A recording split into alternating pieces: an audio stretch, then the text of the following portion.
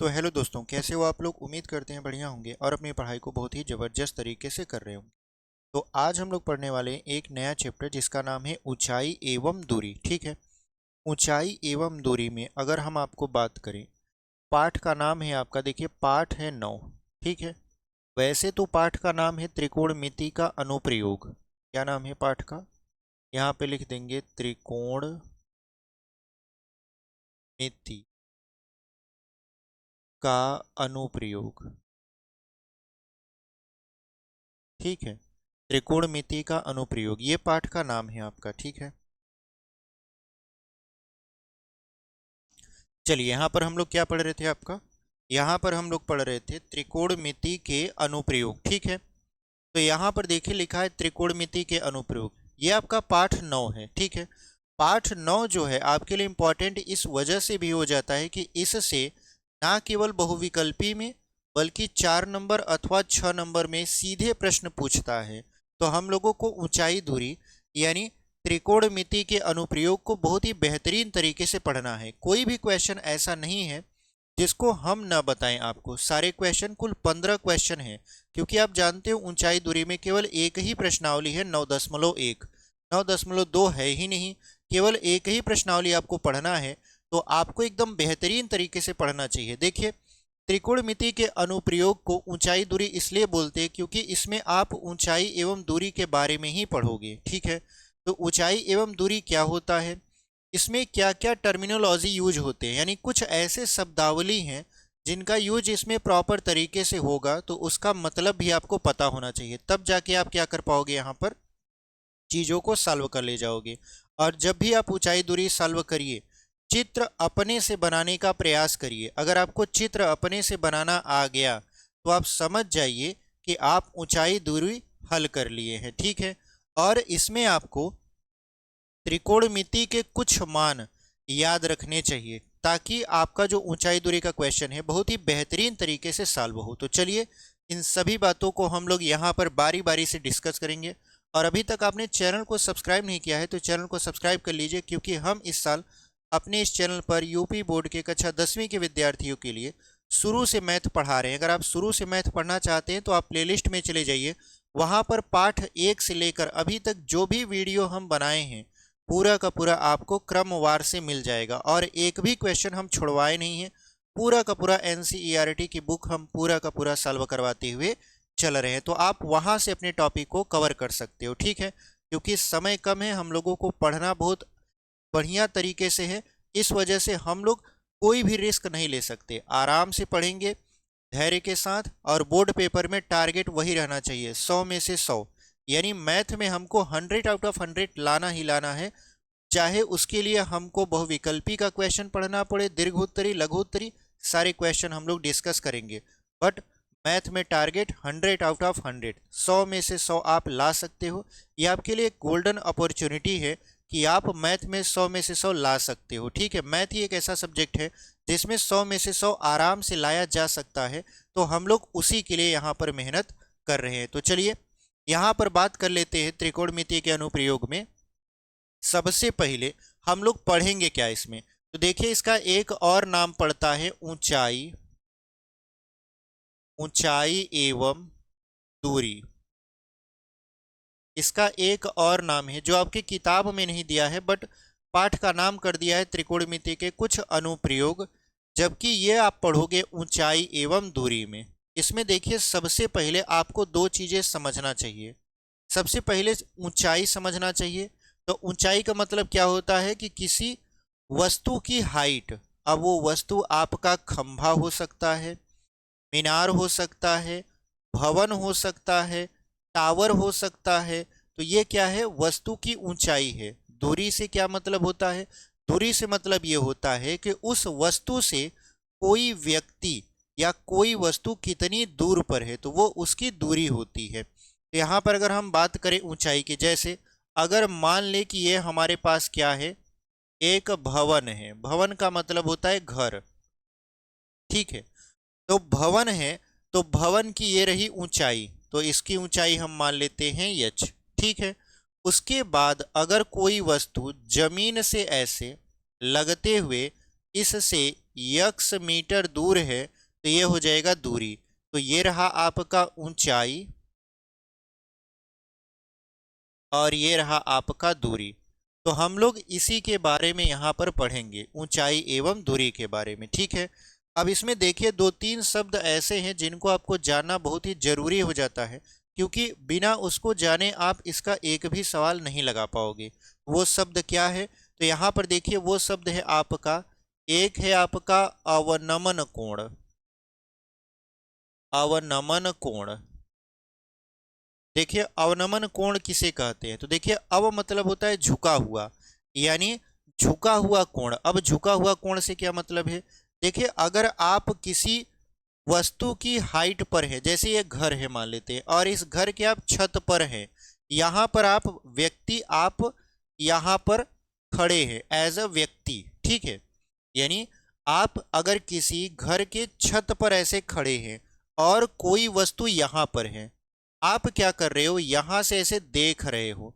यानी अगर हम ऐसे खड़े हो जाए और खड़े होकर क्या करें?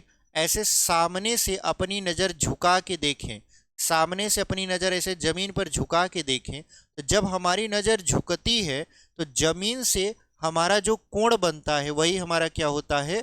अवनमन कोण। यानी यहाँ पर देखिए हमको देखना था ऐसे सामने, हमको ऐसे सामने देखना था, यानी हमारी जो निगाह है वो एकदम स्ट्रेट होनी चाहिए, सामने होनी चाहिए। लेकिन हमने किया क्या? जमीन पर स्थित वस्तु को देखने के लिए अपनी नज़र को ऐसे झुका दिया। तो जब हम लोग अपनी नज़र को झुका देते हैं तो यहाँ पर देखिए, यहाँ से व्यक्ति नज़र झुका के कहाँ देख लिया? जमीन पर स्थित वस्तु को। तो जहाँ से वो वस्तु को देखा और ये जो स्ट्रेट लाइन है इसके बीच में जो कोण बनता है थीटा, इसको बोलते हैं अवनमन कोण। इसको क्या बोलते हैं? अवनमन कोण।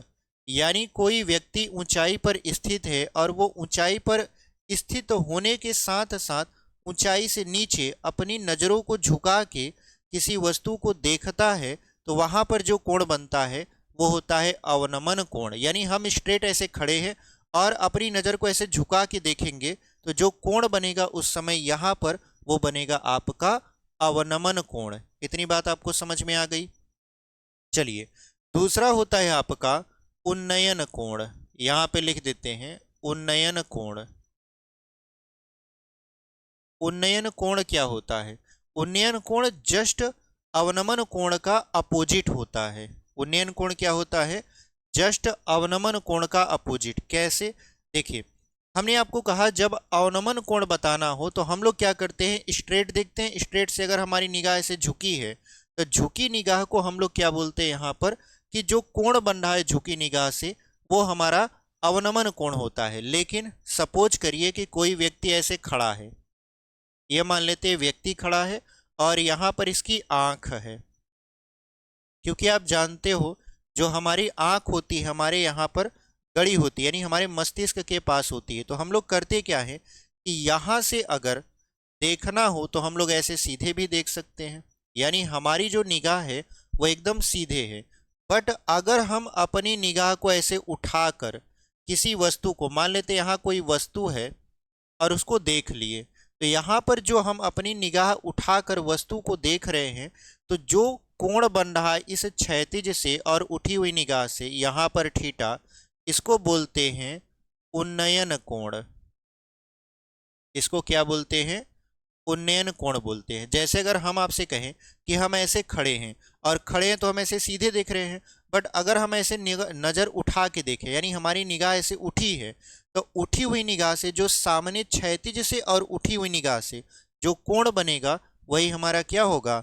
उन्नयन कोण होगा। ठीक है, तो सपोज करिए कि यहाँ पर इस वाले चित्र में कोई वस्तु यहाँ पर है, यहाँ पर कोई वस्तु है या कोई व्यक्ति यहाँ पर है और वो क्या करता है? इस छत पर बैठे व्यक्ति को देखता है। यानी ये नीचे वाला आदमी ऊपर वाले आदमी को देखेगा तो यहाँ पर जो कोण बनेगा, यहाँ पर थीटा, ये होगा आपका उन्नयन कोण। उन्नयन कोण। इतनी बात समझ में आई? यानी जो आपका अवनमन कोण होता है वो नज़र जब झुक जाती है तब बनता है। उन्नयन कोण क्या होता है कि जब नज़र ऐसे सामने से उठती है तो वहाँ पर होता है उन्नयन कोण। सिंपल सा मतलब आपका ये था। तो उम्मीद करते हैं आपको अवनमन कोण और उन्नयन कोण तो समझ में आया होगा। ठीक है, अब यहाँ पर अवनमन कोण उन्नयन कोण के बाद त्रिकोणमिति का अनुपात, जिसमें हम लोग sine cos tan cot sec cosec पढ़े थे, क्योंकि ये तो त्रिकोणमिति का अनुप्रयोग ही है। यानी त्रिकोणमिति का अनुप्रयोग में हमको किन चीज़ों का ध्यान रखना चाहिए, तो आपको देखिए 3 चीज़ें याद होनी चाहिए। पहला, साइन 30 का मान, पहला साइन 30 का मान जो कि होता है 1/2। दूसरा साइन 60 का मान जो कि होता है √3/2। उसी तरीके से आपको याद होना चाहिए टैन 30 का मान जो कि होता है 1/√3, और यहाँ पर टैन 60 अंश का मान जो कि होता है √3। अगर आप ये वैल्यू याद कर लिए तो आप समझ जाइए कि आप ऊंचाई दूरी का 90% सवाल हल कर ले गए। ठीक है, यानी अगर आपको साइन 30 और साइन 60, टैन 30 और टैन 60 का मान पता है, तो आप लगभग 90% जो सवाल होता है ऊंचाई एवं दूरी का, वो हल कर ले जाओगे। क्योंकि आपके चैप्टर में उतना बड़ा सवाल नहीं दिया है जो कि आप इनसे बाहर लेकर चले जाओ। जितने भी सवाल हैं, अभी हम आपको पूरा का पूरा जब सवाल सॉल्व करवाएंगे तो आपको बताएंगे कि यही मान मिलेगा, और इसमें से भी सबसे ज़्यादा कौन मिलता है, तो सबसे ज़्यादा ये लोग मिलते हैं, टैन 30 और टैन 60। तो अगर आपको यहाँ पर ये मान याद रखना है तो आप इसको याद कर लीजिए, क्योंकि ये बड़े काम की चीज़ है। ऊंचाई दूरी में बिना मान याद किए या बिना चित्र बनाए आप सवाल नहीं लगा सकते। तो हमारे साथ आप दोनों सीखोगे। मान तो हम यहाँ पर लिख ही दिए हैं, आपको हम चित्र बनाना भी समझाएंगे कि कैसे सवाल पढ़कर चित्र बनाया जाता है। और अगर आपने सवाल में चित्र सही बना लिया तो 100% श्योर रहिए कि आपका उत्तर एकदम सही आएगा। ठीक है, तो चलिए इसी के साथ हम लोग यहाँ पर इसको इरेज करते हैं। इसमें हमने आपको समझा दिया उन्नयन कोण क्या है, अवनमन कोण क्या है, उसके बाद यहाँ पर किसका किसका आपको मान ध्यान रखना है, सारी चीज़ें हमने आपको समझा दिया। तो इसको हम लोग मिटा देते हैं, फिर क्वेश्चन सॉल्व करवाते हैं। बहुत ही बेहतरीन तरीके से हम क्वेश्चन सॉल्व करवाएंगे, एकदम बेसिक लेवल से। अगर आपको कुछ भी नहीं आता गणित में तो आप समझ लीजिए फिर भी सीख जाओगे, आराम से सीखोगे, कोई दिक्कत नहीं रहेगा, क्योंकि हम आपको हर एक एंगल से समझाने का प्रयास करेंगे। तो पूरी वीडियो में बने रहिएगा। इसको हम लोग यहाँ पर मिटा देते हैं और बढ़ते हैं आगे और क्वेश्चन को सॉल्व करना शुरू कर देते हैं। ठीक है, चलिए इसको इरेज कर देते हैं। यहाँ पर देखिए क्वेश्चन नंबर पहला आपके स्क्रीन पर लग चुका है। क्वेश्चन नंबर पहला क्या कह रहा है, एकदम आराम से पढ़ेंगे। देखिए बहुत ज़्यादा घबराने की ज़रूरत नहीं है। बहुत सारे बच्चे क्या होते हैं कि जैसे जैसे एग्ज़ाम टाइम नज़दीक आता जाता है वो घबराने लगते हैं। उनको लगता है कि अब तो हमसे हो ही नहीं पाएगा, अब कितना समय बचा ही है, 2-3 महीने बचे, उसमें हम क्या पढ़ें क्या ना पढ़ें। तो आपको देखिए बिल्कुल घबराने की ज़रूरत नहीं है, आराम से पढ़िए। इतना विश्वास रखिए कि जो आप पढ़ रहे हो वही एग्ज़ाम में आएगा, उसके अलावा कुछ भी नहीं आएगा। आप अगर ये विश्वास करके पढ़ना आज से भी शुरू कर देते हो तो यकीन मानिए जनवरी तक आपका जो सिलेबस है वो यहाँ से यहाँ होगा, और आपका जो कॉन्फिडेंस अभी लो है वो हाई होगा, और आप बहुत अच्छे से पेपर देकर आओगे। इतना विश्वास करके आज से ही पढ़ाई शुरू कर दीजिए। देखिए लापरवाही बिल्कुल मत करिए, क्योंकि सारे बच्चे इस समय पढ़ रहे हैं, तो आप भी पढ़ना शुरू कर दीजिए। आप किस इंतज़ार में बैठे हो कि आपको कोई कहने नहीं आएगा, हम ही लोग हैं जो आपको कहेंगे पढ़ने के लिए। तो आप आज से पढ़ना शुरू कर दीजिए, और जनवरी तक अपने आप को इस तरीके से बना लीजिए कि कहीं से भी क्वेश्चन गणित का आ जाए, आप इतना कॉन्फिडेंट हो जाइए कि हम उसको लगा सकते हैं। और आपका टारगेट सिर्फ इतना होना चाहिए कि मैथ में 100 आउट ऑफ 100, 100 में से 100 तो हमें लाने ही लाने हैं। ठीक है, 30 नंबर तो आपके स्कूल से मिलता है, 70 नंबर का पेपर रहेगा, 70 में से 70 आपको पेपर में लाना है, 30 नंबर स्कूल से। 100 आउट ऑफ 100 आपका पूरा का पूरा यहाँ पर आपका मैथ में आ जाएगा। इस हिसाब से देखिए तैयारी करिए, और कहीं पर भी आपको डाउट होता है गणित से रिलेटेड, आप बेहिचक कमेंट करिए, हम उसका जवाब जरूर देंगे। ठीक है, आपकी जो समस्याएं हैं आप वहाँ पे लिखिए। अगर वीडियो के माध्यम से होगा तो वीडियो के माध्यम से समझाएंगे, अगर कमेंट के माध्यम से हम जवाब दे पाएंगे तो आपके कमेंट के माध्यम से भी जवाब देंगे। आप लोगों का कमेंट हम पूरी तरीके से पढ़ते हैं और देखते हैं कि बच्चे क्या रिएक्ट कर रहे हैं। तो आप बेहिचक अपने शिक्षक से ज़रूर ये चीज़ें शेयर करिए कि आपकी क्या कमजोरियां हैं, ताकि वो आपसे बात करके उसको दूर कर सके। क्योंकि पेपर में आपको बैठना है, अगर शिक्षक बैठता वो तो कभी भी आपको फेल ना करता, वो आपको हमेशा पास करता। बट पेपर में देखिए आपको बैठना है, तो आपको तैयार करने का काम जो होता है वो एक शिक्षक का होता है। तो वो शिक्षक आपके लिए बेहतरीन तरीके से काम कर रहा है, बस आपको काम करने की ज़रूरत है। आप अपने हिसाब से पढ़ना शुरू कर दीजिए, आपका रिजल्ट जरूर अच्छा होगा। ठीक है, चलिए इसी के साथ हम लोग क्या करते हैं, यहाँ पर अपने क्वेश्चन को शुरू करते हैं। क्वेश्चन देखिए आपकी स्क्रीन पर लग चुका है। लिखा है सर्कस का एक कलाकार एक 20 मीटर लंबी डोरी पर चढ़ रहा है जो अच्छी तरीके से तनी हुई है और भूमि पर सीधे लगे खंभे के शिखर से बंधा हुआ है। यदि भूमि स्तर के साथ डोरी द्वारा बनाया गया कोण 30 अंश का है तो खंभे की ऊंचाई ज्ञात कीजिए। यह क्वेश्चन आप इंपॉर्टेंट वाली श्रेणी में डाल दीजिए, इंपॉर्टेंट वाली श्रेणी में डाल दीजिए। हो सकता है कि ये कहीं ना कहीं बोर्ड पेपर में आपको देखने को मिल जाए। देखिए कह रहा है कि हमारे पास, देखिए सबसे पहले क्या कहा है, सर्कस का एक कलाकार 20 मीटर लंबी डोरी पर चढ़ रहा है जो अच्छी तरीके से तनी हुई है और भूमि पर सीधे लगे खंभे के शिखर से बंधा है। मतलब ऐसे समझिए कि यहाँ पर एक शिखर है यानी खंभा है और खंभे का ये आपका क्या रहा, शिखर। ठीक है, तो खंभे का ये आपका क्या है, शिखर है यहाँ पर। और यहाँ पर एक डोरी बंधी हुई है जो जमीन से ऐसे लगी है और जमीन से एकदम सीधे है, कहीं पर भी लूज नहीं है। ठीक है, एकदम तनी हुई डोरी है और भूमि से ऐसे बंधी हुई है।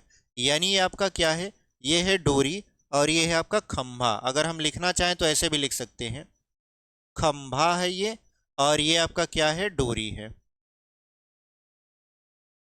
ये आपका डोरी है और ये आपका क्या है, खंभा है। इस खंभे से डोरी ऐसे जमीन से लगकर बंधी हुई है। कलाकार क्या कर रहा है कि ऐसे डोरी पर चढ़ने का प्रयास कर रहा है और ये डोरी कितने मीटर लंबी है, ये 20 मीटर लंबी डोरी है। यानी इस डोरी की लंबाई कितना है, 20 मीटर है। तो इस डोरी की लंबाई कितना हमने कर दिया, 20 मीटर कर दिया। अब ये डोरी क्या करता है, जमीन से 30 अंश का कोण बनाता है। तो खंभे के साथ जमीन से कितने अंश का कोण बनाएगा, 30 अंश का कोण बनाएगा। तो यहाँ पर देखिए ये जमीन है, ये डोरी है, तो इनके बीच कितने अंश का कोण बनेगा, 30 अंश का कोण बनेगा। तो हमसे क्या पूछ रहा है, हमसे पूछ रहा है खंभे की ऊंचाई ज्ञात कीजिए। यानी एक खंभा है, इसकी ऊंचाई हमसे क्या किया जा रहा है, पूछा जा रहा है। तो आप यहाँ पर ध्यान दो, ये थीटा है और त्रिकोणमिति में हमने आपको सिखाया था कि थीटा के सामने की भुजा होती है लंब। तो ये लंब हो गया, ये हो गया आधार और ये वाला क्या हो गया, कर्ण हो गया। क्यों, क्योंकि देखिए जो खंभा है वो जमीन से एकदम सीधा गड़ा हुआ है। तो जमीन से कितने अंश का कोण बनाएगा खंभा, 90 अंश का कोण बनाएगा। तो 90 अंश के सामने की भुजा हमेशा क्या होता है, कर्ण होता है। 90 के सामने की भुजा क्या हो गया, कर्ण। यानी 20 मीटर आपका इसका कर्ण है और ये हो गया आपका लंब। तो ऐसा कौन सा त्रिकोणमितीय अनुपात है जो लंब बटा कर्ण को दर्शाता है, तो आप कहोगे सर साइन, क्योंकि साइन थीटा बराबर क्या होता है, लंब बटा कर्ण। देखिए हम ये त्रिकोणमितीय अनुपात क्यों लिए, क्यों साइन ही लिए। यहाँ पर देखिए हमको निकालना था यच, यच थीटा के सामने पड़ रहा था। तो थीटा के सामने की भुजा होती है लंब, ये आधार है और ये है कर्ण। तो आधार हमें पता नहीं है तो आधार हम ले नहीं सकते, हमको पता है लंब और यहाँ पर कर्ण। तो हमने ढूंढा कि ऐसा कौन सा त्रिकोणमितीय अनुपात है जो लंब बटा कर्ण को दर्शाए, तो हमको मिला साइन। तो हमने यहाँ पर साइन यूज कर दिया। तो साइन थीटा बराबर क्या हो गया आपका, लंब बटा कर्ण। इतनी बात समझ में आई। अब यहाँ पर लिखेंगे साइन थीटा की जगह पर क्या हो जाएगा, 30 अंश बराबर लंब। लंब हमारा है यच यानी ऊंचाई और जो कर्ण है आपका वो है 20। तो यहाँ पर 20 लिख दीजिए। साइन 30 का मान कितना होता है, अभी अभी हमने लिख के बताया था, 1/2 होता है। ये हो जाएगा यच बटा के 20। तब 20 का 1 में गुणा कर देंगे, ये हो जाएगा 20/2 बराबर यहाँ पर यच। 2 से 20 को काट देंगे तो हो जाएगा 10 मीटर। यानी जो खम्भे की ऊंचाई है वो कितना आ गया आपका 10 मीटर आ गया, और यही आपका उत्तर है। तो हमसे पूछ रहा था खम्भे की ऊंचाई बताइए, तो हमने खम्भे की ऊंचाई बहुत ही बेहतरीन तरीके से बता दिया।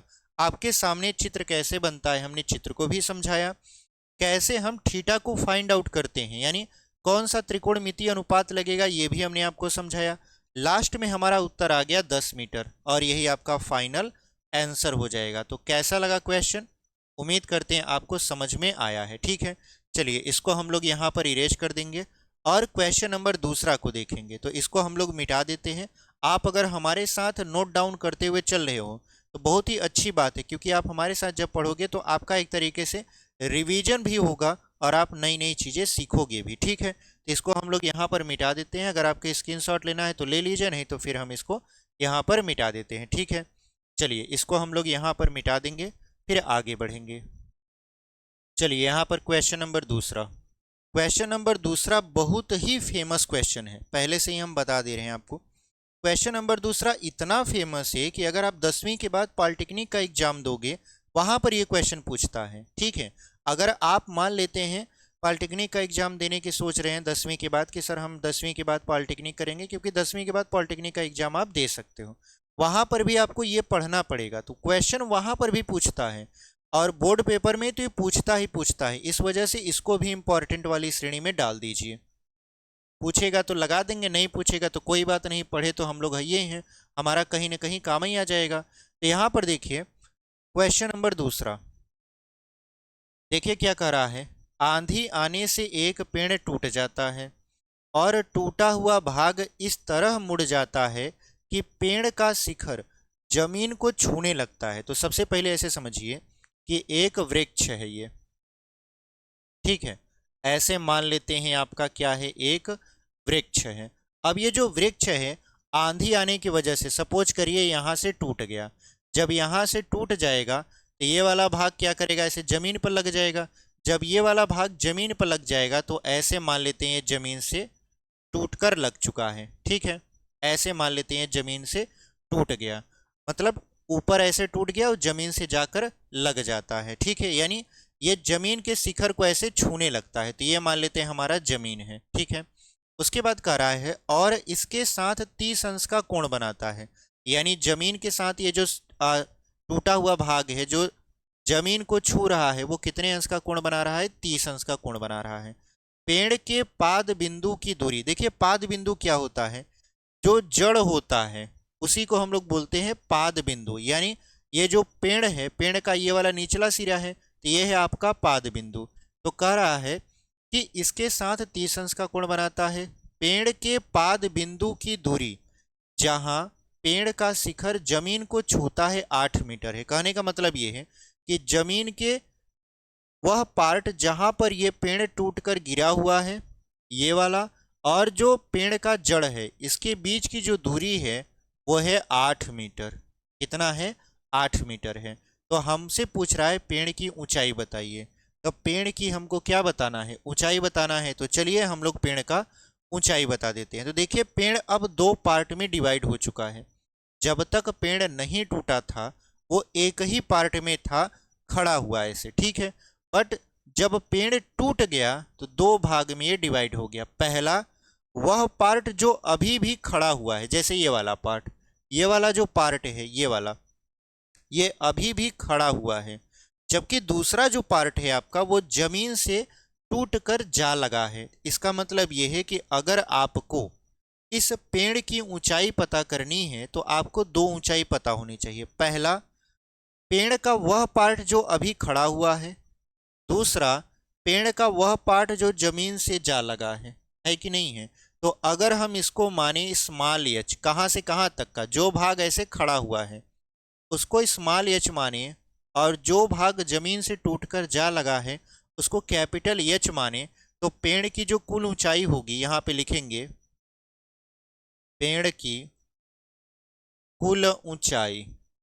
तो पेड़ की जो कुल ऊंचाई होगी, टूटा हुआ भाग प्लस जो अभी जमीन से लगा हुआ है, ऐसे खड़ा हुआ है, वो वाला भाग, यानी इस capital H plus small H. अगर हम लोग यहाँ पर कैपिटल एच यानी जमीन से जो पार्ट टूट कर लगा है उसकी ऊंचाई, प्लस जो अभी भी खड़ा हुआ है पेड़ का भाग उसकी ऊंचाई अगर जोड़ दें तो दोनों जुड़कर पूरा पेड़ बना देंगे और वो हो जाएगा कुल पेड़ की ऊंचाई। इतनी बात समझ में आई।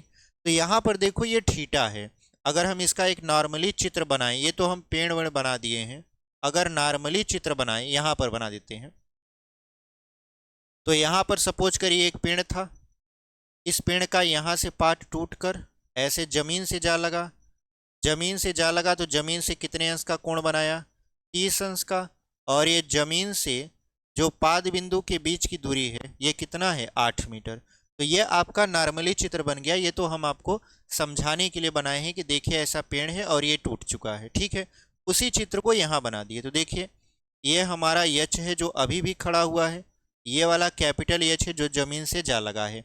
हमको इन दोनों की ही ऊंचाई निकालनी है, फिर इन दोनों को जोड़ देना है, जो आएगा हमारा रिजल्ट हो जाएगा। तो सबसे पहले देखिए यहाँ पर है थीटा, तो थीटा के सामने की भुजा होती है लंब। तो यहाँ पर देखिए ये वाला हो गया लंब, ये हो जाएगा आधार और ये हो जाएगा कर्ण, क्योंकि जो भाग जमीन से भी टिका हुआ है जो टूटा नहीं है वो जमीन से 90 अंश का कोण बनाएगा। तो इसके सामने की भुजा ये कर्ण हो जाएगा, ये लंब है और ये आधार है। तो ऐसा कौन सा त्रिकोणमितीय अनुपात है जो लंब बटा आधार को दर्शाता है? तो आप कहोगे सर लंब बटा आधार को जो दर्शाएगा वो होता है tan। तो यहाँ पर आप लगाओगे tan थीटा, तो लिख दीजिए ऐसे tan थीटा बराबर लंब बटा आधार। तो tan थीटा की जगह पर कितना है 30 अंश है, तो tan हो जाएगा 30 अंश बराबर लंब, लंब का मान क्या है यच है, आधार है आपका 8, तो यहाँ पर यच बटा के 8। हमने आपको बताया था ना कि इसमें दो ही मान ज़्यादा यूज होंगे, एक साइन वाला एक टैन वाला। कहीं अड़े गड़े मान लेते हैं कभी भी कॉस का यूज हो जाएगा, बट पूरा का पूरा 90% सवाल में आपको दो ही चीज़ मिलेगा, या तो टैन मिलेगा या तो साइन मिलेगा, और सबसे ज़्यादा कौन मिलेगा? तो सबसे ज़्यादा टैन मिलेगा। तो आपको चिंता करने की ज़रूरत नहीं है, आपको पता है कि कौन सा मान ज़्यादा मिलेगा, तो आप उसी पर काम करिएगा, ऊंचाई दूरी आपका अच्छे तरीके से आपको आने लगेगा। देखिए यहाँ पर आते हैं, हमने आपको कहा tan 30 अंश ले लीजिए, एच बटा 8 कर दिए। tan 30 का मान अभी हमने आपको बताया 1 बटा होता है √3 बराबर एच के, एच बटा 8 के, तो 8 का 1 में गुणा कर दीजिए, तो हो जाएगा 8 बटा √3 बराबर एच। यानी जो भाग अभी भी खड़ा हुआ है जमीन से लगकर उसकी जो ऊंचाई है वो है 8 बटा √3। इसको एज इट इज छोड़ दीजिए, इतना काम आपका हो चुका। अब चलिए बड़े वाले एच पर काम करते हैं, यानी जो भाग टूटकर जमीन से जा लगा है उसकी हम लोग ऊंचाई निकाल लेते हैं। तो ये देखिए है आपका क्या कर्ण है कि नहीं है, ये आपका क्या है आधार है, तो आधार, और ये क्या है आपका लंब है। तो ऐसा कौन सा त्रिकोणमितीय अनुपात है जो आधार बटा कर्ण को बताता है? तो आप कहोगे सर कॉस थीटा जो होता है वो आधार बटा कर्ण को बताता है। देखिए यहाँ पर कॉस थीटा क्यों लिए उसका भी जवाब दे देते हैं। ये देखिए आधार है और ये क्या है कर्ण, तो हमको कर्ण चाहिए जबकि आधार पता है थीटा पता है। तो हम लोग ऐसा त्रिकोणमितीय अनुपात खोजेंगे जिसमें आधार भी हो, कर्ण भी हो और थीटा भी हो, तो वो है आपका कॉस। तो अगर हम यहाँ पर लगा दें कॉस थीटा, तो कॉस थीटा बराबर होता है आधार बटा कर्ण। कॉस थीटा बराबर क्या होता है आपका आधार बटा कर्ण होता है। तो अगर हम यहाँ पर कॉस 30 अंश रख दें, कॉस 30 अंश बराबर आधार, आधार कितना है 8 है, 8 लिख दीजिए, कर्ण कितना है एच है, एच कर दीजिए। अब देखिए कॉस 30 का जो मान होता है वो होता है √3/2, √3/2, यहाँ पर 8/h। अब तिर्यक गुणा करवा दीजिए, तो √3h बराबर 2 का 8 में गुणा होगा तो ये हो जाएगा 16। इतनी बात समझ में आई। ये √3 जो है ये गुणा में है, इधर आएगा तो क्या हो जाएगा भाग, तो h बराबर ये हो जाएगा 16 बटा के √3। इतनी बात समझ में आई। यानी आपको स्मॉल h और कैपिटल H दोनों का मान मिल चुका है। तो अब हम लोग निकालेंगे पेड़ की कुल ऊंचाई। तो यहाँ पर लिखेंगे पेड़ की कुल ऊंचाई, तब पेड़ की कुल ऊंचाई क्या हो जाएगा, जो भाग जमीन से जा लगा है उसकी ऊंचाई प्लस जो भाग अभी खड़ा हुआ है उसकी ऊंचाई, यानी कैपिटल एच फिर प्लस स्मॉल एच। हमने शुरू में यहां पर लिख के आपको बताया था। तो कैपिटल एच का मान है 16 बटा अंडर रूट में 3, फिर प्लस स्मॉल एच का मान है 8 बटा अंडर रूट में 3। तो लिख दीजिए 8 बटा अंडर रूट में 3। अब देखिए, अगर हर बराबर है, जैसे कि यहाँ अंडर रूट 3 है, अंडर रूट 3 है, तो अंश को चिन्ह के अनुसार जोड़ा अथवा घटाया जा सकता है। जैसे यहाँ पर है जोड़ का चिन्ह, तो हम लोग 16 और 8 को जोड़ेंगे तो 24 हो जाएगा। ये हो जाएगा 24 और बटे में अंडर रूट में 3। अब हम लोग करेंगे क्या, इसका परिमेयीकरण कर देंगे। परिमेयीकरण करने से मतलब ये है अंडर रूट 3 का ऊपर गुणा अंडर रूट 3 का नीचे गुणा, तो ये हो जाएगा 24 अंडर रूट में 3 बटा अंडर रूट 3 का अंडर रूट 3 में गुणा कराएंगे तो 3 आएगा, तो ये हो जाएगा 3। तो 3 से 24 को काट दीजिए तो ये हो जाएगा 8 अंडर रूट 3 और यहाँ पर मीटर लिख दीजिएगा। यानी जो पेड़ की कुल ऊंचाई है वो कितना आया आपका, 8 अंडर रूट 3 मीटर। यही आपका फाइनल आंसर हो गया, 8 अंडर रूट 3 मीटर। यानी ये जो पेड़ था इसकी कुल हाइट थी 8 अंडर रूट 3। कैसे हमने लगाया, एकदम बेसिक से समझाएं हम, कहीं पर भी कोई ट्रिक कुछ भी नहीं, क्योंकि कक्षा 10वीं के विद्यार्थियों के लिए ट्रिक जैसी कोई चीज़ होती नहीं है। उनको जितना विस्तार से समझाइए उतना ही बेहतर है, ठीक है। तो यहाँ पर देखिए हमने आपको एकदम बेसिक लेवल से बहुत ही बेहतरीन तरीके से समझाया कि कैसे आप पेड़ की कुल ऊंचाई निकाल सकते हो। इससे सरल तरीका हमारे हिसाब से अब नहीं हो सकता। एकदम बेसिक पर ले जाकर हम आपको समझा रहे हैं, ठीक है। चलिए इसको हम लोग यहाँ पर मिटा देते हैं। उम्मीद करते हैं आपको ये सवाल समझ में आया होगा। अगला क्वेश्चन यहाँ पर लगा देंगे। चलिए अगला क्वेश्चन देख लेते हैं। क्वेश्चन नंबर यहाँ पर है तीसरा। क्वेश्चन नंबर तीसरा क्या करा है, एक ठेकेदार बच्चों को खेलने के लिए एक पार्क में 2 फिसलन पट्टी लगाना चाहती है। 5 वर्ष से कम उम्र के बच्चों के लिए वह एक ऐसी फिसलन पट्टी लगाना चाहती है जिसका शिखर 1.5 मीटर ऊंचाई पर हो और भूमि के साथ 30 अंश के कोण पर झुका हो। इसका मतलब ये है कि यहाँ पर ठेकेदार को कॉन्ट्रैक्ट मिला है कि अगर आप झूला लगाना चाहते हो या फिसलन पट्टी लगाना चाहते हो, फिसलन पट्टी का मतलब आप देखे होंगे, यहाँ पर कुछ इस तरीके से होता है और यहाँ पर क्या करते हैं, यहाँ पर बच्चे जाते हैं, ऐसे सीढ़ी लगा होता है, सीढ़ी से बच्चे जाते हैं और यहाँ से ऐसे फिसलते हुए नीचे की तरफ चले आते हैं, तो वो होता है फिसलन पट्टी। 5 वर्ष से कम, यानी जिनकी उम्र 5 वर्ष से कम है, यानी जो आयु है आपका वो 5 वर्ष से क्या है, कम है, ठीक है। यहाँ पर ऐसे लिख देते हैं 5 वर्ष से कम है, उनके लिए जो फिसलन पट्टी लगानी है उसकी जो हाइट रखी जाएगी, यानी जो खंभा लगा है इसकी जो हाइट है वो है 1.5 मीटर और इसके शिखर पर ऐसे फिसलन पट्टी लगा है, ठीक है। अच्छा, जिसका शिखर 1.5 मीटर ऊंचाई पर हो, यानी इसका शिखर कितना मीटर की ऊंचाई पर है, 1.5 मीटर की ऊंचाई पर है। अब ये जमीन के साथ कितने अंश का कोण बनाता है, तो जमीन के साथ ये 30 अंश का कोण बनाता है, ठीक है। ये तो पहला चित्र हो गया। दूसरा हमसे कह रहा है जबकि इससे अधिक उम्र के बच्चों के लिए वह 3 मीटर की ऊंचाई पर एक अधिक ढाल की फिसलन पट्टी लगाना चाहती है, यानी जिनका उम्र 5 साल से ज़्यादा है उनके लिए वो क्या करती है, इसका जस्ट 2 गुना, जैसे ये 1.5 है, 1.5 का 2 गुना 3 होता है, तो वो क्या कर रही है 3 मीटर, यहाँ पर 3 मीटर ऊंचाई खम्भे की रख रही है और जो फिसलन पट्टी है उसको थोड़ा सा और ढाल पर बना रही है, जिसकी वजह से जमीन के साथ जो कोण है वो 60 अंश का हो जा रहा है। अब आप कहोगे सर ये 1.5 मीटर का है तो इसको इतना बड़ा बना दिए, ये 3 मीटर का है तो इसको इतना छोटा बना दिए, ऐसा क्यों?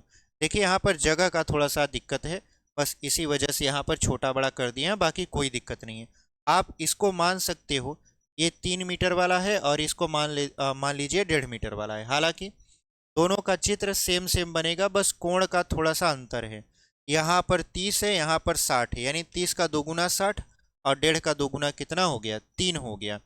अब यहाँ पर होता क्या है कि हमसे पूछा जा रहा है प्रत्येक स्थिति में फिसलन पट्टी की लंबाई क्या होगी, यानी पहले वाले कंडीशन में ये फिसलन पट्टी की लंबाई क्या होगी, यानी ये वाला मान, और दूसरे वाले में भी फिसलन पट्टी की लंबाई क्या होगा। तो यहाँ पर देखिए पहले वाले में इसकी लंबाई को हम मान लेते हैं स्मॉल यल, क्या मान लेते हैं, स्मॉल यल, और दूसरे वाले में इसको मान लेते हैं कैपिटल यल। आप कुछ भी मान सकते हो, हमने यल माना ताकि लंबाई को हम रिप्रेजेंट कर सकें, ठीक है। अब देखिए होता क्या है कि ये जमीन के साथ चूंकि ऐसे खड़े हैं तो 90 अंश के कोण बनाएंगे तो ये एक समकोण त्रिभुज बनेगा। और आप जानते हो कि थीटा के सामने की भुजा होती है लंब, थीटा के सामने की भुजा क्या हो जाएगी, लंब।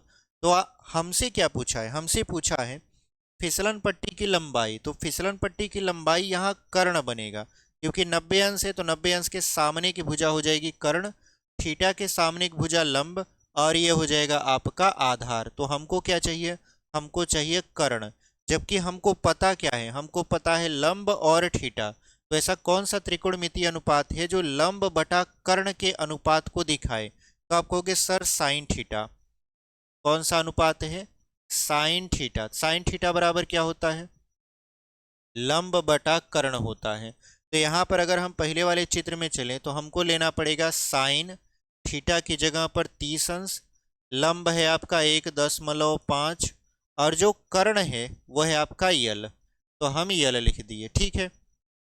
अब यहाँ पर अगर आप देखो साइन 30 का मान होता है 1/2, तो 1/2 बराबर 1.5 बटा यल, इसका तिर्यक गुणा करवा दीजिए। तो यल का 1 में गुणा करवाएंगे आप तो क्या होगा, यहाँ पर यल का 1 में गुणा करवाएंगे तो यल हो जाएगा 2 का 1.5 में गुणा करवा देंगे तो ये हो जाएगा 3, और यहाँ पे लिख दीजिए मीटर। यानी जो पहला फिसलन पट्टी है उसकी लंबाई कितना आ गया, 3 मीटर आ गया। इसको लिख दीजिए 3 मीटर, और यही आपका उत्तर हो गया, ठीक है। अब चलते हैं दूसरे वाले पर। दूसरे वाले में भी हमसे क्या पूछ रहा है, फिसलन पट्टी की लंबाई ही पूछ रहा है। तो यहाँ पर अगर आप देखो तो ये आपका लंब हो गया, ये कर्ण हो गया। तो कौन सा त्रिकोणमितीय अनुपात लंब बटा कर्ण को दर्शाएगा, साइन थीटा। तो साइन थीटा बराबर क्या हो जाएगा, लंब बटा कर्ण। तो यहाँ पर साइन थीटा का मान देखिए चेंज हो चुका है, अब ये हो चुका है 60 अंश। पहले वाले पर तो हम निकाले थे 30 अंश वाला था, दूसरे वाले पर 60 अंश। लंब का मान है 3 मीटर, और आपका ये जो कर्ण है उसकी लंबाई हमने यल मान रखा है तो यल लिख देते हैं।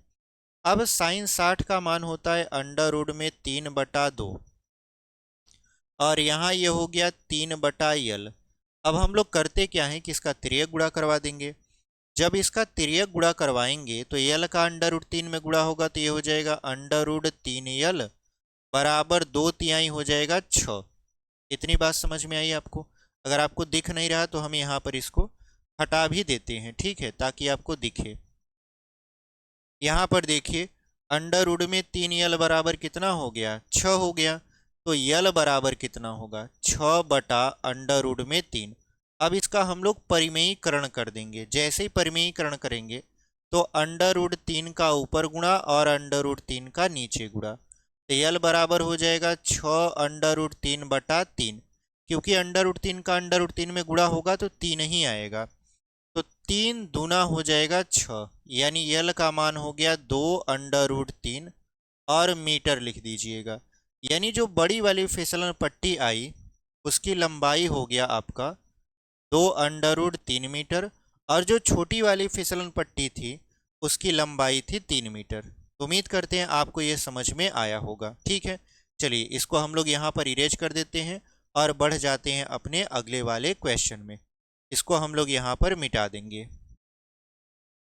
चलिए क्वेश्चन नंबर अगला आपके स्क्रीन पर यहाँ पर लगा दिए हैं। क्वेश्चन नंबर अगला हमारा क्या कर रहा है कि भूमि के एक बिंदु से जो मीनार के पाद बिंदु से 30 मीटर की दूरी पर है। देखिए एक बात ध्यान रखिएगा, जो आपका भवन होता है वो मीनार से हमेशा छोटा होता है, और जो मीनार है वो हमेशा भवन से बड़ा होता है। तो जब भी मीनार की बात आए तो आप समझिए कि वो आपके घर से तो बड़ा ही होगा। तो यहाँ पर वही कह रहा है कि भूमि के एक बिंदु से, हमें नहीं पता वो बिंदु कहाँ है तो हम मान लेते हैं यहाँ वो बिंदु है। भूमि के एक बिंदु से जो मीनार के पाद बिंदु से, जैसे समझिए कि ये जमीन का बिंदु है और यहाँ पर ऐसे मीनार खड़ी है, इस तरीके से मीनार खड़ी है। तो इसका पाद बिंदु मतलब ये जो जड़ वाला बिंदु है वहां से और ये जो भूमि पर स्थित बिंदु है इसके बीच की दूरी है आपका यहाँ पर 30 मीटर। इसके बीच की दूरी कितना है? 30 मीटर है। उसके बाद कह रहा है कि मीनार के शिखर का उन्नयन कोण 30 अंश है। यानी यहाँ से जमीन से अगर आप इसके शिखर को ऐसे देखते हो तो नजर ऐसे उठा के देखोगे उन्नयन कोण बनेगा। ये बनेगा कितने अंश का? 30 अंश का। तो कह रहा है मीनार की ऊंचाई ज्ञात कीजिए। मीनार की ऊंचाई को हम लोग यच मान लेंगे। इस वाले क्वेश्चन को आप इंपॉर्टेंट वाली श्रेणी में डाल दीजिए। ये 2 नंबर में क्वेश्चन पूछा जा सकता है, ठीक है। ये बहुत ज़्यादा कठिन नहीं है, इस वजह से इसको 2 नंबर में अथवा 4 नंबर में पूछ सकता है। 6 नंबर में ये क्वेश्चन नहीं पूछता।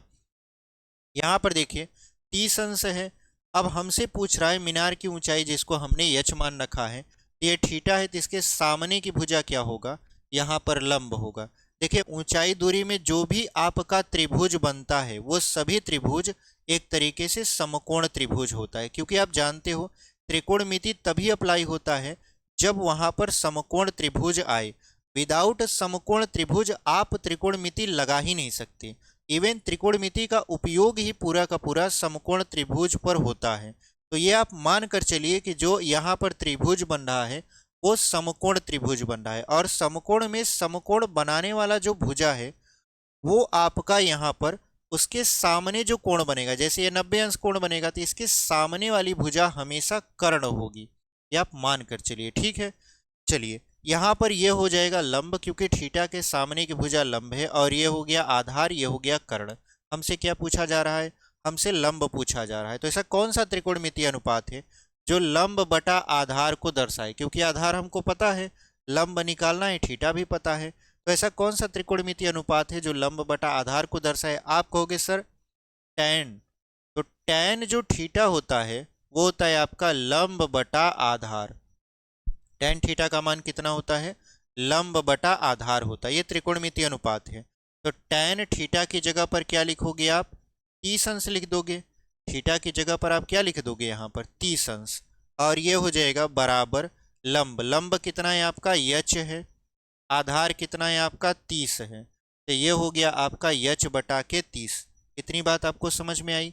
अब हम लोग क्या करते हैं, टैन 30 का मान रखते हैं जो कि है 1 बटा अंडर रूट में 3। यहाँ पर हो जाएगा यच बटा 30। अब क्या करना है? तिर्यक गुणा। 30 का 1 में गुणा हो जाएगा तो 30 हो जाएगा, बराबर अंडर रूट 3 का एच में गुणा हो जाएगा तो अंडर रूट में 3h। इतनी बात समझ में आई आपको? अंडर रूट 3 का जो आपका यहाँ पर आप देख रहे हो ये गुणा में है, इधर आएगा तो क्या होगा? भाग में हो जाएगा। तो 30 बटा अंडर रूट 3 बराबर एच के।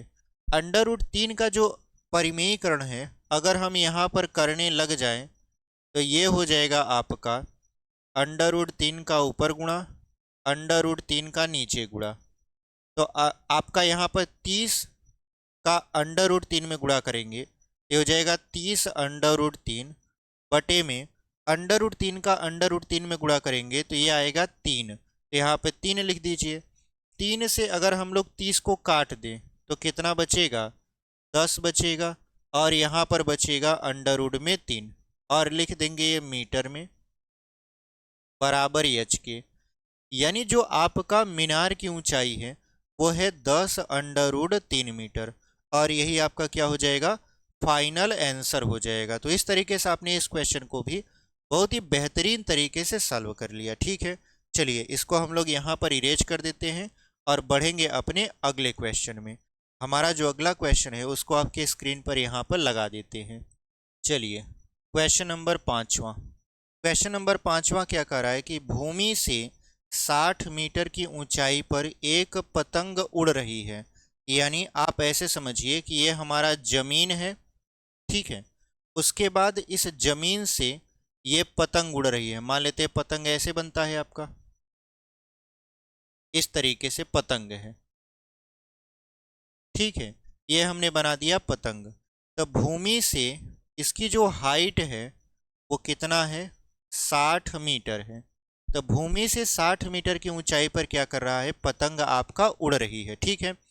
पतंग में लगी डोरी को अस्थायी रूप से भूमि के एक बिंदु से बांध दिया गया है। जैसे हम लोग जब पतंग उड़ाते हैं तो क्या होता है, जब पतंग अपनी हाइट पर पहुंच जाता है, स्टेबल हो जाता है, हवा आराम से चलती रहती है और वहीं वो रहकर उड़ने लगता है, तो हम लोग क्या करते हैं, डोरी को जमीन से या तो पत्थर रखकर या तो कहीं बझा देते हैं और उसके बाद उसको ऐसे ही छोड़ देते हैं, पतंग आराम से उड़ता रहता है। तो सेम टू सेम यहाँ पर वही करा है।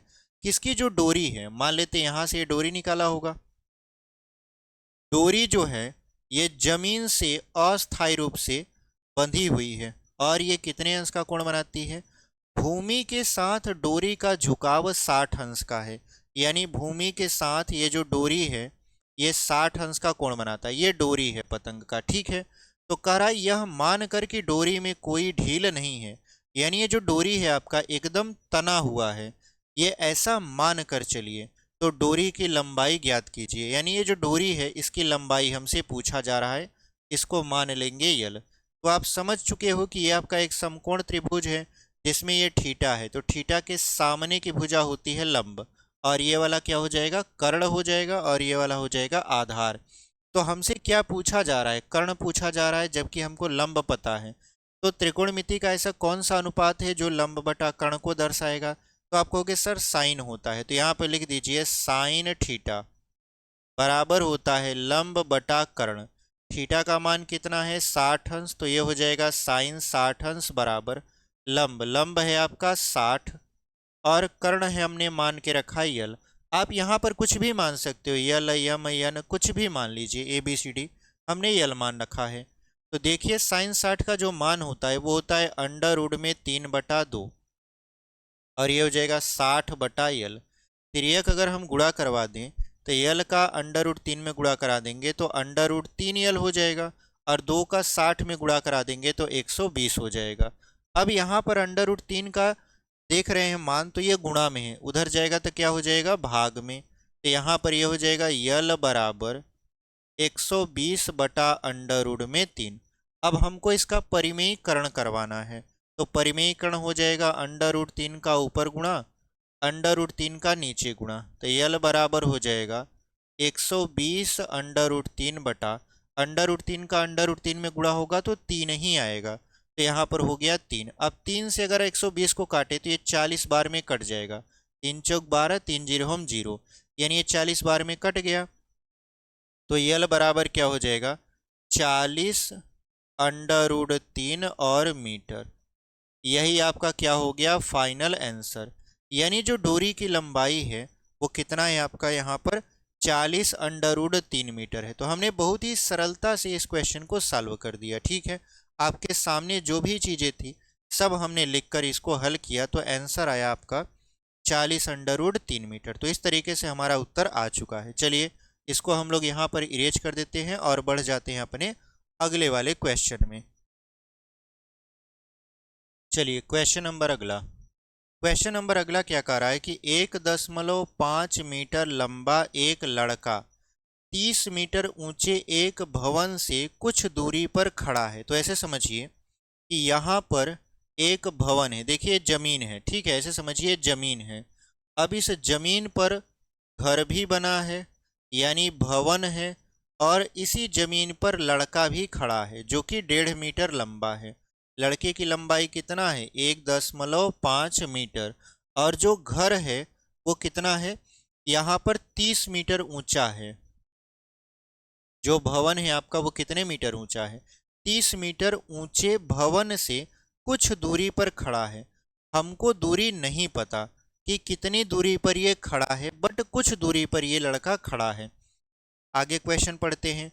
कराए कि जब वह ऊंचे भवन की ओर जाता है, यानी लड़का क्या कर दिया, इस भवन की ओर चलना शुरू कर दिया। तो लड़का जब इस भवन की ओर चलना शुरू करता है तब उसकी आंख से भवन के शिखर का उन्नयन कोण 30 अंश से 60 अंश हो जाता है। एक बात और यहाँ पर ध्यान दीजिए, देखिए जो कोई भी वस्तु हमारी आंख के जितना नजदीक होता है वो उतना बड़ा कोण बनाता है, जिसकी वजह से वो वस्तु हमें बहुत बड़ी दिखाई देती है। जैसे अगर हम कहें ये मार्कर है, अगर इस मार्कर को हम आपके सामने ऐसे लेकर चले जाएं, ऐसे लेकर चले जाएं, ऐसे लेकर चलते चले जाएं, तो आप देख रहे हो ये मार्कर की लंबाई बढ़ती चली जा रही है। बट अगर हम इसको ऐसे खींचते जाएं, खींचते जाएं, खींचते जाएं, तो ये मार्कर आपको काफ़ी छोटा नज़र आने लगेगा। इसका क्या मतलब हुआ? इसका मतलब ये हुआ कि जैसे जैसे वस्तु हमारी आँख के करीब आती जाती है, हमारे आँख पर जो कोण बनता है, जिसको हम लोग दर्शन कोण बोलते हैं, वो बढ़ता जाता है और वस्तु हमें बड़ी दिखाई देती है। बहुत सारे लोग क्वेश्चन पूछते हैं कि चंद्रमा और सूर्य में चंद्रमा जो है वो हमको बड़ा दिखाई देता है, जबकि सूर्य जो है वो छोटा दिखाई देता है। इसका कारण क्या होता है? इसका कारण सिर्फ इतना है कि हमारी आँख पर चंद्रमा जो होता है वो बड़ा कोण बनाता है, क्योंकि वो हमसे नज़दीक है। यानी पृथ्वी और चंद्रमा की दूरी पृथ्वी और सूर्य के बीच की दूरी की अपेक्षा काफ़ी कम है, जिसकी वजह से चंद्रमा हमारी आँख पर बड़ा कोण बनाता है और हमें बड़ा दिखाई देता है, और जो सूर्य है वो छोटा कोण बनाता है और हमें छोटा दिखाई देता है। तारे हमारे आँख पर बहुत ही कम कोण बनाते हैं, जिसकी वजह से वो बहुत छोटे बिंदी के आकार के दिखाई देते हैं, चमकते हुए। इसका क्या मतलब हुआ? ये जो हम समझा रहे हैं इसका इस सवाल से क्या लेना देना है? सवाल से लेना देना सिर्फ इतना है कि जैसे जैसे ये लड़का भवन की ओर बढ़ेगा, इसकी आंख पर जो उन्नयन कोण का मान होगा वो बढ़ता चला जाएगा। यानी जब लड़का दूर था तो कोण का मान छोटा था, जैसे जैसे लड़का करीब गया भवन के तो कोण का मान बड़ा हो गया। तो आपको कन्फ्यूजन ना हो कि 30 को कहाँ रखना है और 60 को कहाँ रखना है, क्योंकि जब दो कोण आ जाते हैं बहुत सारे लोग इसी कन्फ्यूजन में रह जाते हैं कि सर 30 को कहाँ रखें, 60 को कहाँ रखें, या 60 45 दे देता है तो 60 को कहाँ रखें, 45 को कहाँ रखें। कन्फ्यूज टाइप के हो जाते हैं। तो आपको कन्फ्यूज नहीं होना है। आप ऐसे समझो, लड़का दूर है तो छोटा कोण बनाएगा और छोटा कोण है 30 अंश का। इसका मतलब ये है कि लड़के की आंख, देखिए लड़का यहाँ पर खड़ा है तो लड़के की आंख उसके मस्तिष्क के पास यहाँ पर है हमारी आंख, तो हम लोग यहाँ से कोण बनाएंगे। तो जब यहाँ से कोण बनाओगे आप तो इस तरीके से कोण बनाओगे, यहाँ पर ये पैरेलल ऐसे खींच दोगे, ये कितने अंश का कोण बनेगा? 30 अंश का कोण बनेगा। ठीक है। अब लड़का जो है वो कुछ दूरी भवन की ओर चलता है। जब भवन की ओर चलता है तो शिखर का जो उन्नयन कोण होता है वो 30 से कितना हो जाता है? 60 हो जाता है। ठीक है। तो इसका मतलब ये है कि मान लेते हैं लड़का यहाँ से यहाँ आ चुका है, पहले यहाँ था अब यहाँ आ चुका है। जब यहाँ आ चुका है तो अब ये लड़का इस भवन के शीर्ष से कितने अंश का कोण बनाएगा? 60 अंश का। देखो जितनी दूरी कम होगी कोण का मान उतना ही बड़ा होगा, और जितनी दूरी ज़्यादा होगी कोण का मान उतना ही छोटा होगा। तो यहाँ पर देखो, हमको तो सबसे पहले ये नहीं पता था कि लड़का कितनी मीटर दूर पर पहले खड़ा था, फिर लड़का कितनी मीटर दूर पर खड़ा था ये भी नहीं पता। हमसे पूछा है लड़का यहाँ से यहाँ तक चलकर गया है तो बताइए वह कितनी दूरी तक चलकर गया। कहने का मतलब सिर्फ इतना है कि हमसे पूछ रहा है कि देखिए लड़का यहाँ पर खड़ा था, अब लड़का चलकर यहाँ पर पहुँच गया है, तो उसने कितनी दूरी तय की यही बता दीजिए। तो देखो यहाँ पर हम मान लेंगे कि लड़का a मीटर दूरी तय किया, यानी यहाँ से यहाँ की लंबाई कितना है? a मीटर है, जिसको हमें निकालना है। फिर यहाँ से जहाँ पर लड़का भी खड़ा है और इसके भवन के पाद बिंदु से जो दूरी है वो हम मान लेते हैं यक्स मीटर। कितना मान लेते हैं? यक्स मीटर, क्योंकि हमें नहीं पता है कि यहाँ से यहाँ के बीच की दूरी क्या है, तो हमने क्या मान लिया? यक्स मीटर मान लिया। देखिए ये वाली जो रेखा है और ये वाली रेखा ये एक दूसरे के समांतर है, तो ये भी आपका ए ही होगा और ये आपका यक्स होगा। इतना बात समझ में आया आपको? ये हमारा चित्र है। अगर आपने चित्र बना लिया तो हम उम्मीद करते हैं आप 100% सवाल को लगा लोगे, क्योंकि इस सवाल में कुछ ज़्यादा होता नहीं है। तो सबसे पहले आप यहाँ पर ये देखो कि लड़का जो है 1.5 मीटर लंबा है। इसका मतलब ये है कि लड़के की जो हाइट है, जैसे अगर हम यहाँ से किसी वस्तु को देख रहे हैं तो हम यहाँ से देखना शुरू करेंगे ना कि यहाँ से। यानी जो हमारा आँख से नीचे वाला पार्ट है वो पूरा का पूरा काउंट ही नहीं होगा। इसका मतलब ये है कि जब हम लोग भवन की ऊंचाई निकालेंगे तो लड़के के समांतर, यानी जहाँ से उसकी आँख देख रही है उसके ऊपर का ऊंचाई काउंट करेंगे। तो उसके ऊपर की ऊंचाई कितना हो जाएगा? तो लड़के की जो हाइट है उसको नहीं काउंट करना है। उसको नहीं काउंट करना है, इसका मतलब ये है कि जो भवन की ऊंचाई है उसमें में से लड़के की हाइट को घटा देना है। यानी भवन की ऊंचाई है 30 मीटर, तो 30 में से लड़के की ऊंचाई 1.5 मीटर को घटा देना है। तो कितना बचेगा? यहाँ 5, यहाँ 8, यहाँ 2, यानी ये हो जाएगा 28.5 मीटर। कितना हो जाएगा आपका यहाँ पर? 28.5 मीटर हो जाएगा। यानी लड़के की आंख से जो भवन की ऊंचाई है वो कितना है आपका? 28.5 मीटर। तो आप ये 30 वाले को काउंट मत करिएगा, पहले ही बता दिए आपको। क्यों नहीं करना है? क्योंकि देखिए लड़के की जो आंख होती है उसके मस्तिष्क पर होती है, तो मस्तिष्क मतलब उसकी हाइट। जैसे यहाँ पर ये हाइट है, तो यहाँ से अगर हम सामने वस्तु को ऐसे ऊपर देखेंगे तो यहाँ से हाइट काउंट होगी, ना कि हमारे पैर से, जिसकी वजह से हमने यहाँ पर 1.5 मीटर को घटा दिया है। इतनी बात समझ में आई आपको? चलिए, अब ये जो हाइट है वो है 28.5 मीटर। अब हम लोग क्या करेंगे? सबसे पहले ये थीटा है तो इसके सामने की भुजा हो जाएगी लंब, और ये आपका यक्स वाला आधार हो जाएगा। तो हमको आधार निकालना है, यानी यक्स की वैल्यू निकालना है। तो हम लोग क्या लेंगे? ऐसा त्रिकोणमितीय अनुपात लेंगे जो लंब बटा आधार को दर्शाए। तो लंब बटा आधार को कौन दर्शाता है? टैन। तो हम लोग टैन थीटा लेंगे। तो टैन थीटा बराबर हो जाएगा लंब बटा आधार। देखिए अभी हम छोटे वाले त्रिभुज में चल रहे हैं। कौन से वाले त्रिभुज में? ये छोटा वाला त्रिभुज, जिसमें टैन आपका यहाँ पर 60 बैठ रहा है, यानी जो कोण है आपका 60 बैठ रहा है। ठीक है, तो हम लोग ये छोटे वाले त्रिभुज में पहले काउंट करेंगे। तो यहाँ पे लिखेंगे टैन 60 अंश बराबर लंब है आपका 28.5, आधार है यक्स। टैन 60 की वैल्यू कितना होता है? √3 होता है। तो टैन 60 की वैल्यू हम लोग क्या रख देंगे यहाँ पर? √3 बराबर 28.5 बटा यक्स। अब यहाँ पर यक्स का तिर्यक गुणा करवा देंगे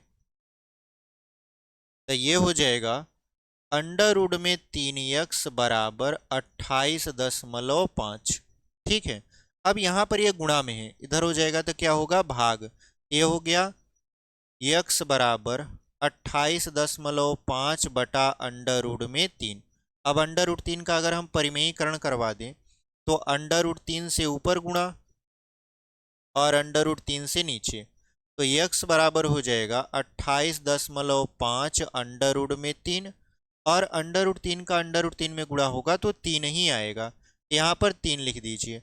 अब 3 से 28.5 को काटोगे तो ये कट जाएगा, 3 एक कम 3, फिर यहाँ पर 3 नवा 27 दशमलव 3 पचे 15, ये हो जाएगा 9.5 √3। यानी हमारा जो लड़का है वो लड़का और भवन के बीच की जो अभी दूरी है वर्तमान में वो है 9.5 √3 मीटर। लेकिन हमको ये वाला मान नहीं चाहिए, हमको चाहिए लड़का जहाँ पर पहले था वहाँ से वो कितनी दूरी तय करके भवन के पास पहुँचा है। तो हमको चाहिए ए का मान, और जब ए का मान चाहिए तो यहाँ पर 30 अंश वाले पर हमको चलना चाहिए। तो 30 अंश वाले को आप देखोगे तो 30 अंश के सामने की भुजा, अब देखो आप 60 वाले को भूल जाओ, यानी ये जो 60 है उसको भूल जाओ, तो आपको एक बड़ा सा त्रिभुज मिलेगा। कौन सा? ये वाला। देखिए ये वाला त्रिभुज आपको दिख रहा है, ये वाला। इस वाले त्रिभुज में आप देखोगे ये बड़ा सा त्रिभुज है, तो इसमें आपको यहाँ पर मिलेगा 30 अंश। तो इसके सामने की भुजा हो जाएगी लंब, यानी ये हो गया लंब, और ये वाला पूरा हो जाएगा आधार। और हमको आधार ही चाहिए, और आधार में हमको ए का मान चाहिए। तो हम लोग क्या लगाएंगे? tan थीटा, क्योंकि आप जानते हो tan थीटा बराबर होता है लंब बटा आधार। लंब हमें पता है, आधार के मान से हम लोग a की वैल्यू निकालेंगे। तो यहाँ पर जो थीटा है अब वो 60 न होकर क्या हो जाएगा, 30 अंश हो जाएगा। तो यहाँ पे लिख दीजिए tan 30 अंश बराबर यल का मान है 28.5 बटा आधार। अब देखिए यहाँ पर आधार केवल आप ऐसे a नहीं लिख सकते, क्योंकि जब आधार लेंगे तो ये पूरा आधार लेंगे। तो पूरा आधार में x भी है और a भी है, इसको लिख दीजिए x प्लस a। इतनी बात समझ में आई। अब यहाँ पर tan 30 अंश का मान होता है 1 बटा अंडर रूट में 3, और यहाँ पर ये हो जाएगा 28.5 बटा x प्लस a। तो x प्लस a का यहाँ पर तिर्यक गुणा करवा दोगे 1 के साथ, तो ये हो जाएगा आपका x प्लस a बराबर अंडर रूट 3 का 28.5 में गुणा करवाओगे।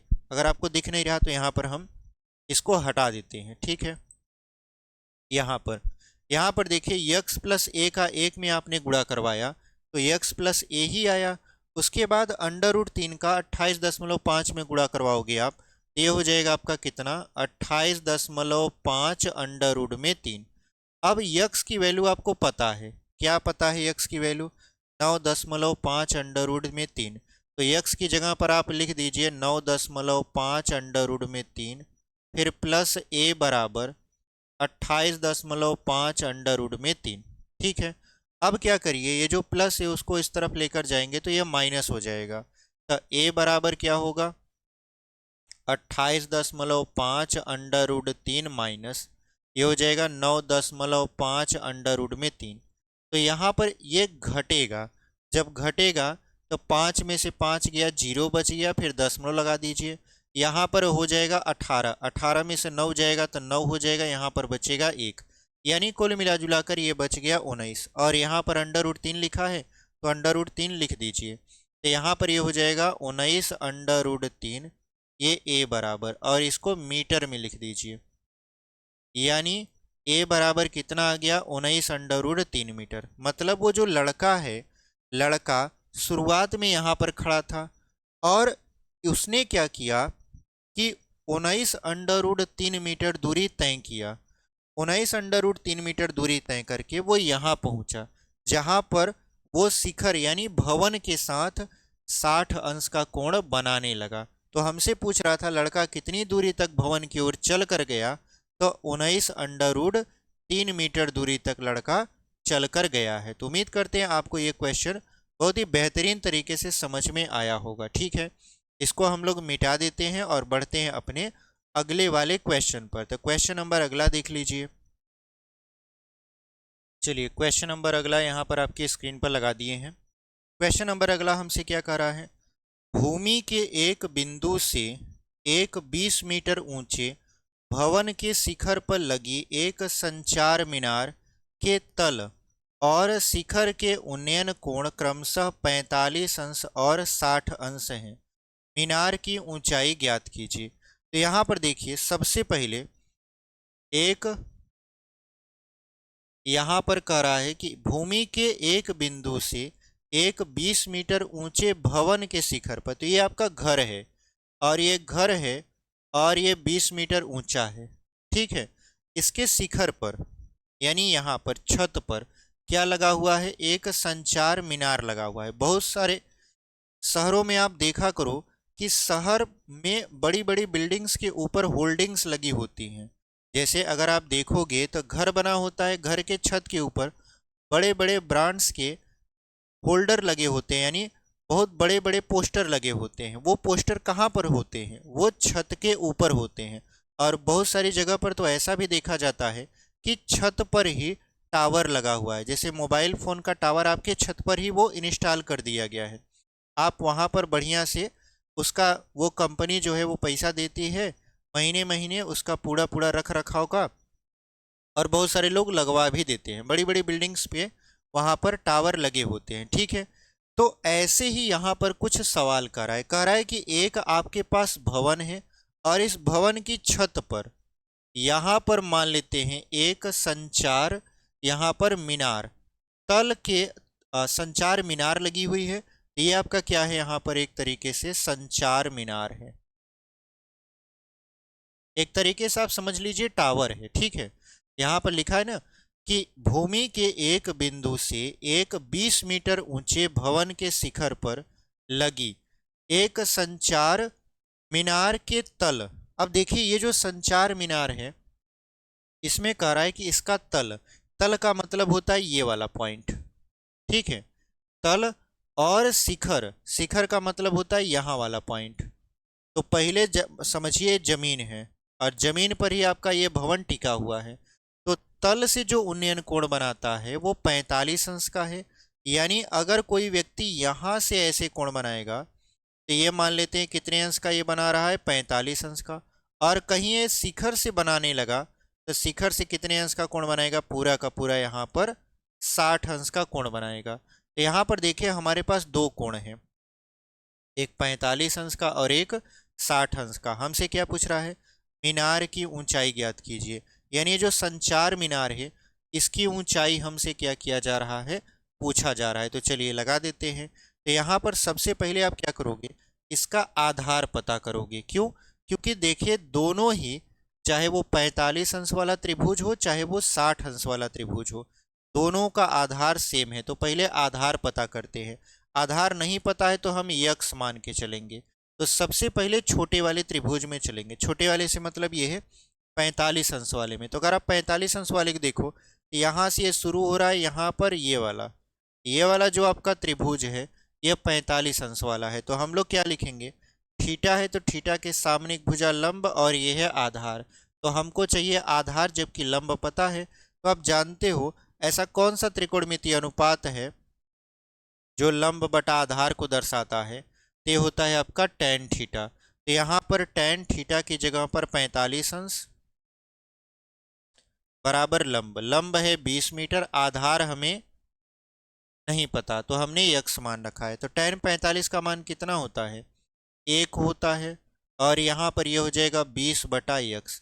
तो गुणा करवा दीजिए यक्स का 1 में तो यक्स ही आएगा और ये आ गया 20 और लिख दीजिए मीटर। यानी जो इसका आधार है वो कितना हो गया आपका, 20 मीटर हो गया। इतनी बात समझ में आई। अब हम चलते हैं बड़े वाले त्रिभुज में। बड़े वाले त्रिभुज से मतलब 60 अंश वाले कोण में।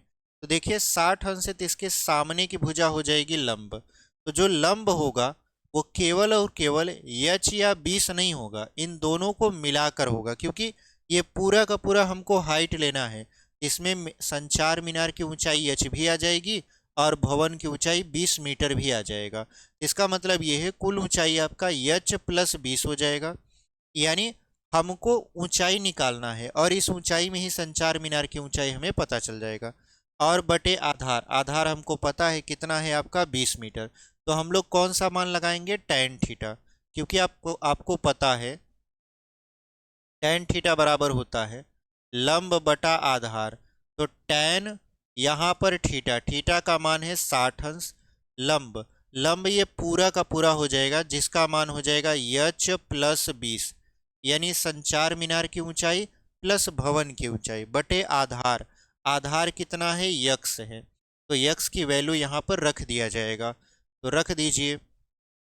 देखिए tan 60 का मान होता है अंडर रूट में 3 और यहाँ पर एच प्लस 20 बटा यक्स की जगह पर यक्स का मान रख देते हैं 20। तो यहाँ पर रख दीजिए 20। तो 20 का अंडर रूट 3 में गुणा करा दीजिए तो 20 अंडर रूट 3 बराबर हो जाएगा एच प्लस 20।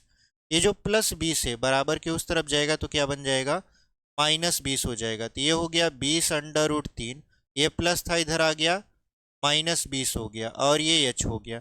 दोनों में कॉमन क्या है, दोनों में कॉमन है 20। तो 20 कॉमन ले लीजिए।